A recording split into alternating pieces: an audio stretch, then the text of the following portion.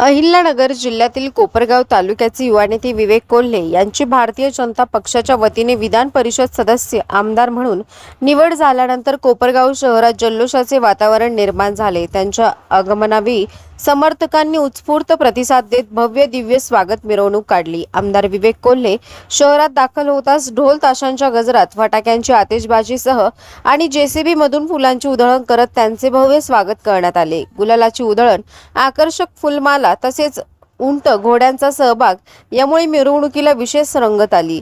लहानांपासून ते वृद्धांपर्यंत सर्व समर्थकांनी ठेका धरत उत्साहात सहभाग घेतला। विशेष म्हणजे या जल्लोषात आमदार विवेक कोल्हे यांनीही ठेका धरत नागरिकांच्या उत्साहाला प्रतिसाद दिला। त्यांच्या सहभागामुळे उपस्थितांमध्ये अधिकच उत्साह संचारला। साई कॉर्नर ते छत्रपती शिवाजी महाराज स्मारक या मार्गावर ही भव्य मिरवणूक काढण्यात आली। मार्गातील ठिकठिकाणी नागरिकांनी औक्षण करून आमदार कोल्हे यांचे स्वागत केले। अनेक ठिकाणी पुष्पवृष्टी करण्यात आली। दरम्यान आमदार विवेक कोल्हे यांनी साई तपोभूमी येथे जाऊन साईबाबांचे दर्शन घेतले। त्यानंतर त्यांनी लोकशाहीर अण्णाभाऊ साठे, विश्वरत्न डॉक्टर बाबासाहेब आंबेडकर तसेच छत्रपती शिवाजी महाराज यांच्या स्मारकावर पुष्पहार अर्पण करून अभिवादन केले। यावेळी बोलताना आमदार विवेक कोल्हे यांनी कोपरगावकरांनी केलेल्या भव्य स्वागताबद्दल मनपूर्वक आभार मानले। हा सन्मान माझ्यासाठी प्रेरणादायी आहे। कोपरगाव तालुक्याच्या सर्वांगीण विकासासाठी मी सदैव तत्पर राहील अशी ग्वाही त्यांनी दिली।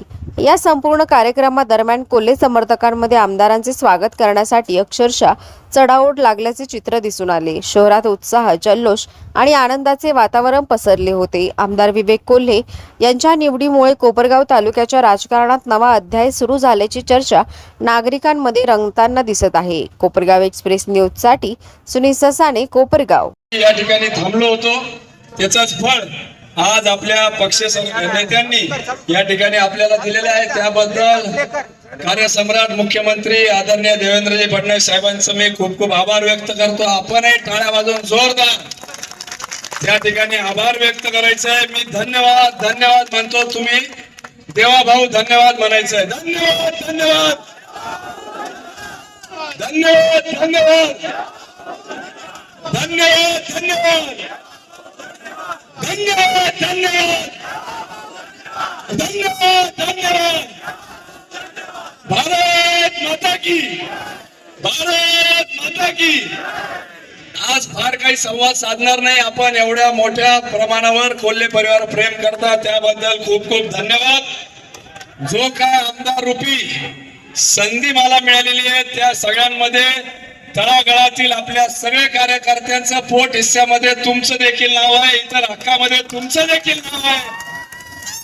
मला अधिकाराने तुम्ही हात धरून आपलं काम त्या ठिकाणी सांगा। त्या येणाऱ्या काळामध्ये आपलं कुठलंही काम असेल तर मांदी टोकून आणि दंड थोपटून तुमच्या बरोबर त्या ठिकाणी उभं राहा। यापुढे कुठला अन्याय आपल्याला सहन करायचा नाही। कोपरगाव पुरची नव्हे तर पक्षाने ज्यावेळेस अशा पद्धतीची आपल्याला संधी देते तर पक्ष सांगेल त्या महाराष्ट्राच्या कानाकोपऱ्यापर्यंत पक्ष संघटना वाढवण्याकरता आपण त्या ठिकाणी आपल्याला काम करायचं आहे।